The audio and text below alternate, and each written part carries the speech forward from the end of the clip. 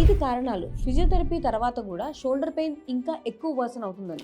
నిజానికి ఫిజియోథెరపీ చేస్తే shoulder pain better అవ్వాలి కదండి, కానీ కొంతమందికి ఫిజియోథెరపీ తర్వాత నొప్పి డబల్ అవుతుంది. అసలు ఎందుకు ఇలా అవుతుందో చూద్దాం మనం. ఒకటి, ఎక్కువగా మూవ్మెంట్ చేయడం, అది కూడా చాలా క్విక్ గా. నొప్పితో భుజం లేవలేక ఇబ్బంది పడుతుంటే దాని మీద ఇంకా బలవంతంగా ఎక్సర్సైజ్ చేయడం రబ్బర్ బ్యాండ్ ని మాక్సిమం లాగినట్టు.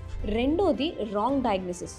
నరాల ప్రాబ్లం ఉంటే అది కండరాల నొప్పి అని చెప్పి మిస్ డయాగ్నోస్ చేయడం. మూడోది, నాన్ ఇమేజింగ్ బిఫోర్ ఫిజియో. ఎటువంటి ఎంఆర్ఐలు కానీ ఎక్స్రే లేకుండా డైరెక్ట్ గా మసాజులర్ ఫిజియోథెరపీ చేయడం. ఇది చీకట్లో బాణం వేసినట్టు.